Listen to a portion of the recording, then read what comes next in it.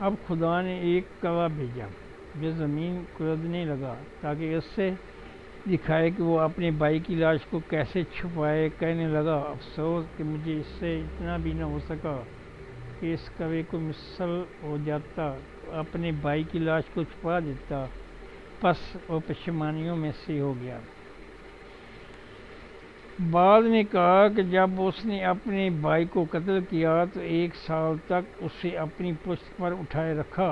بعد نے 100 سال تک اٹھائے رکھنے کی بات کی ہے۔ وہ اسی حالت میں رہا کہ اللہ تعالیٰ نے 2 کوے بھیجے۔ صدی نے اپنی سند سے یہ صحابہ سے روایت کی ہے کہ وہ دونوں کوے آپس میں بھائی تھے، وہ آپس میں لڑے اور ان میں سے ایک نے دوسرے کو مار دیا۔ پھر زمین کھود کر اس کوے کی اس میں پھینکا اور اس سے چھپا دیا۔ جب قابیل نے یہ حالت دیکھی تو اس نے بھی ایسے ہی کیا اور اپنے بھائی کو زمین میں دفن کر دیا اور کہا کہ اے افسوس، میں عاجز آ گیا۔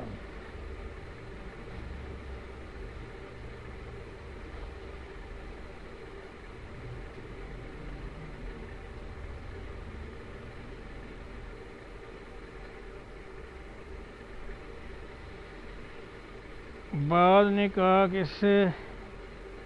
جب اس نے اپنے بھائی کو قتل کیا 100 سال تک اٹھائے رکھنے کی بات کی، اسی حالت میں رہا کہ اللہ تعالیٰ نے 2 کوے بھیجے۔ صدی نے اپنی سند سے صحابہ سے روایت کی کہ وہ دونوں کوے آپس میں بھائی تھے، وہ آپس میں لڑے، ان میں سے ایک نے دوسرے کو مار دیا۔ پھر زمین کھود کر اس کوے کے اس میں پھینکا اور اسے چھپا دیا۔ جب قابیل نے یہ حالت دیکھی تو اس نے بھی ایسے ہی کیا اور اپنے بھائی کو زمین میں دفن کر دیا اور کہا کہ اے افسوس، میں عاجز آ گیا ہوں، اس کوے کی طرح ہو جاتا اور اپنے بھائی کو لاش کو چھپاتا۔ مورخین نے ذکر کیا ہے کہ آدم علیہ السلام اپنے بیٹے حابیل کے قتل پر بہت غمگین ہوئے اور اس بارے میں شعر بھی لکھے۔ یہ علاقے اور علاقے والے بدل گئے، زمین کا چہرہ خاک آلودہ بدصورت ہو گیا اور ذائقے والی چیز تبدیل ہو گئی اور ہنس مکھ چہرے کی تازگی ماند پڑ گئی۔ آدم علیہ السلام کا جواب دیا گیا کہ اے قابیل کے باپ، وہ دونوں مارے گئے اور زندہ ذبح کیے ہوئے ہیں اور مردہ کی طرح ہو گئے ہیں۔ خوشی خوف کی نظر ہو گئی اور اب غم مندہ کی چیخ و پکار ہی باقی رہ گئی ہے۔ آدم علیہ السلام کی طرف منسوب ہونا مال نظر ہے، قابل غور ہے۔ ممکن ہے کہ آدم علیہ السلام نے اپنی زبان میں غم کا اظہار کیا ہو، بعد میں کسی نے اس کو ایسا جامعہ بنا دیا ہو اور اس کے متعلق کئی اقوال ہیں۔ اللہ مجاہد نے ذکر کیا ہے کہ جب قابیل نے اپنے بھائی کو قتل کیا تو جلدی سے اس کو سزا مل گئی، اس کی پنڈلی ران کے ساتھ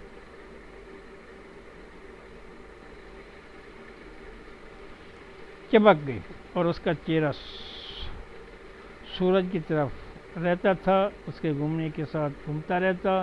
اپنے بھائی کے ساتھ اس کے بعض عداوت اور حسد کی وجہ سے اس کی یہ سزا ملی۔ رسول اکرم صلی اللہ علیہ وسلم نے فرمایا کہ ظلم و زیادتی اور قطع اور رحمی سب سے زیادہ حق رکھتی ہے کہ اللہ تعالیٰ اس کی سزا آدمی کو دنیا میں دے اور آخرت کی سزا اس کے علاوہ ہو۔ حضرت آدم علیہ السلام کی اولاد کا ذکر۔ میں نے اہل کتاب کے ہاتھوں کتاب دیکھی جس کو توراۃ کا نام دیتے ہیں۔ اللہ تعالیٰ نے قابیل کو مہلت دی اور عدن کی مشرق جانب نودا میں رہائش پذیر ہو گیا۔ اہل کتاب اس کی فنین کہتے ہیں۔ اس کی پشت سے خنوخ پیدا ہوا اور خنوخ کے ہاں اندر اور اندر کے ہاں مویل اور مویل کے ہاں متشل، اس کے ہاں لامک۔ اس نے ادا اور صدا 2 عورتوں سے شادی کی۔ ادا کے ہاں ابل نامی ایک لڑکا پیدا ہوا۔ یہ پہلا شخص ہے کہ جس نے خیمے بنا کر چھت کا سایہ حاصل کیا اور ان میں رہائش پذیر ہوا اور مال کو جمع کیا۔ پھر اس کے ہاں نوبل پیدا ہوا اور یہ پہلا آدمی ہے جس نے سب سے پہلے طبلہ سرنگی بنائی۔ صدا نے تبلقین نامی بچہ کو جنم دیا۔ اس نے سب سے پہلے تانبے اور لوہے کی صنعت ایجاد کی۔ نعیمی نامی لڑکی بھی